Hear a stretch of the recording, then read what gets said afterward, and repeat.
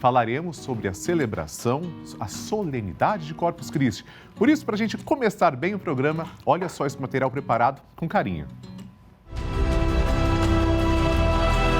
Nesta quinta-feira, celebramos o Corpus Christi, uma celebração ao corpo e o sangue de Jesus Cristo presentes na Eucaristia. Tudo começou em 1264, quando um sacerdote celebrava a missa em Bolsena, na Itália. Ao partir a Santa Hóstia, viu sangue saindo dela. Quando soube do ocorrido, o Papa Urbano IV mandou reunir os objetos usados na celebração. O Corpus Christi acontece na quinta-feira seguinte ao domingo da Santíssima Trindade, que, por sua vez, acontece no domingo seguinte ao de Pentecostes. Esta festa é marcada por seus tapetes de rua, confeccionados especificamente para a passagem da procissão de Corpus Christi. Veja o Bendita Hora de hoje e conheça mais sobre essa celebração. Que maravilha! E eu falei para vocês que o programa está tão especial, enquanto o Padre Juarez está celebrando na paróquia, a gente está recebendo um sacerdote, veja só o currículo dele. Ele é licenciado em Filosofia e Pedagogia, doutor, olha só, doutor pelo Instituto Superior de Liturgia, na Faculdade de Teologia da Catalunha, na Espanha.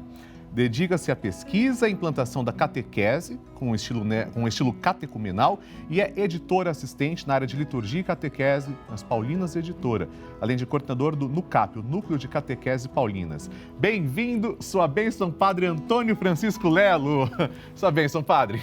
Deus te abençoe e abençoe a todos os nossos ouvintes e telespectadores. É com muita alegria que estou aqui hoje à tarde conversando com você. Eu também. Aliás, agora há pouco, antes de começar o programa, o padre veio conversar comigo e eu fiquei muito surpreso. Já começamos trocando experiências, porque o padre também conhece, celebra no rito armênio, aqui na Arquidiocese de São Paulo. Gente, o programa vai estar à altura do que merece. Hoje é um programa muito especial. Padre, eu acho que a maneira que as pessoas gostam de entender é começando pela pergunta inicial mesmo. Corpus Christi, o que o senhor tem a dizer como sacerdote da solenidade de hoje? Olha, toda a oportunidade que nós temos para valorizar a Eucaristia é algo que deve calar fundo no coração de cada cristão, porque a Eucaristia é a presença de Jesus em nosso meio, né? Ou seja, depois que ele partiu, como é que nós o temos presente em nosso meio? Como é que nós o reconhecemos? Ou seja, o reconhecemos ao partir o pão. Então, para o cristão, todas as vezes que a gente pode valorizar e tentar aprofundar o mistério da presença de Jesus em nosso meio, sob a celebração do pão e do vinho, o memorial da sua paixão, do seu sacrifício, torna-se para nós algo que nos devolve alegria, paz, nos dá condições de nós enfrentarmos as dificuldades. Então, aquela promessa que Jesus faz, não é? Quem comer do meu corpo e beber do meu sangue permanecerá em mim e eu nele. Quer dizer, esta é a grande alegria do cristão, né? Poder estar em plena comunhão com o Senhor. E a festa de hoje tem o seu histórico e, devido ao seu histórico, ela nos chegou até hoje. Mas ela resgata para nós a grandeza deste sacramento na vida do cristão. Eu estou muito feliz também, porque o padre foi enfático, mas a gente sempre encontra, a gente está falando para um público de 200 milhões de pessoas só no Brasil, fora os que acompanham pela internet. O registro está presente em todos esses lugares. Agora, padre, tem muita gente, só para esclarecer de vez, aquela pessoa que talvez nem teve uma catequese. Eucaristia não é simbolismo. Eucaristia, Jesus disse, isto é o meu corpo. O senhor poderia falar para a gente a diferença das pessoas que pensam que representa o corpo, quando de fato é corpo de verdade? Essa história, padre, tem uma história grande na virada do milênio, né?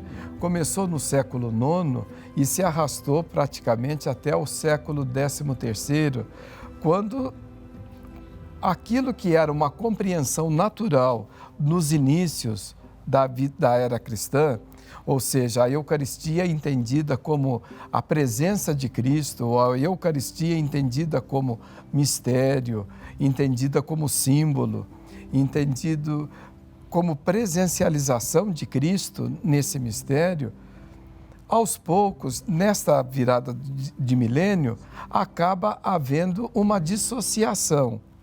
Ou seja, o símbolo, ele deixa de conter aquilo que ele significa. Ou seja, o símbolo deixa de simbolizar o que ele se propõe. E ele passa a ser apenas uma figura, uma representação. Essa corrente começou a ser chamada de simbolista. Simbolista. Agora, de outro lado, sempre tem os extremos. E no outro extremo aparecem aqueles que são chamados de realistas. Ou seja, eles consideram a presença de Jesus na Eucaristia tal e qual o Jesus humano, o Filho de Maria, ou então o Jesus pendente da cruz, de uma maneira muito física, na qual, ao receber o Cristo na Eucaristia, você mastiga, você tritura, você toca. Então, nós estamos diante de duas formas de pensar que não eram coerentes, vamos dizer assim, com a maneira primeira dos padres do início. Porque todos estavam de acordo com a presença, mas agora como se dá essa presença é que havia a grande dificuldade. E então, a partir dos... A conversa vai continuando, né? As discussões vão continuando, aqueles que são favoráveis, aqueles que são contra, até chegarem ao critério da transubstanciação. Aí, com a transubstanciação, chega-se a um denominador comum, ou seja, o que muda é a substância, mas permanecem os acessórios. Isso. Então, aí, o Concílio de Trento, depois, lá em 1500, vai dizer que na Eucaristia nós encontramos o corpo, sangue, alma e divindade do Senhor, né? Então, aí começa a ter uma compreensão melhor, mais equilibrada da Eucaristia. Não havendo nem tanto esse exagero do simbolismo, porque a palavra simbolista, os simbolistas, eles esvaziaram o sentido de simbólico do início. Porque falar simbólico significa conter aquilo que significa. Muito bem. Então é correto pensar, né, padre, que ali na Eucaristia estão o corpo e o sangue do Senhor, mas velados. Não está ainda descoberto, porque houve a transubstanciação, mas para nós, os nossos olhos conseguem enxergar o pão e o vinho ainda. Nós vemos com os olhos da fé que é o corpo e o sangue de Cristo. Né? Exato. E ver também que não se trata do Jesus histórico, ou seja, aquele que se encarnou no seio de Maria, mas o que nós temos presente é o Jesus ressuscitado. Isso. Quer dizer, pela ação do Espírito Santo, nós temos a presencialização de Cristo ressuscitado presente neste sacramento. E o que muda é a essência, é a substância deste corpo, deste pão e deste vinho, tornando-se o corpo e o sangue do Senhor. Ou seja, de maneira sacramental. E a gente hoje está com muita alegria, com respeito, com fé, acompanhando como estão a celebração da solenidade do corpo e do sangue do Senhor, sabendo que você deve ter participado da Santa Missa. Se você, por algum motivo, estiver impedido de participar, pelo menos faça a sua prece pessoal, assista a celebração pela TV e nós vamos agora ver algumas cenas do filme documentário sobre essa data tão linda de hoje. Aos 16 anos, eu já tinha minha vida encaminhada. E aí veio uma onda passando por cima. E você diz, e agora o quê? Nada mais faz sentido pra mim. Eu só pensava na minha revolução fantasma, nos meus amigos, no álcool, na violência, e pouco a pouco fui destruindo minha família. Ela sugeriu em uma conversa que fizéssemos um retiro de matrimônio. Eu não queria mesmo fazer isso, não estava com vontade nenhuma. Eu pensava que fé era para pessoas tolas ou muito fracas de vontade.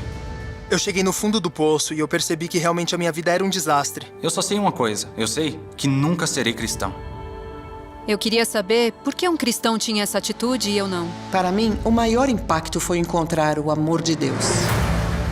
Eu vi as freiras e era como se dos rostos saísse uma luz, uma paz, uma felicidade. E o que eu tava buscando sem saber é o que essas mulheres têm. Eu não sabia onde eu estava indo, eu não sabia o que eu ia encontrar ali. E de repente apagaram a luz. E houve um silêncio sepulcral.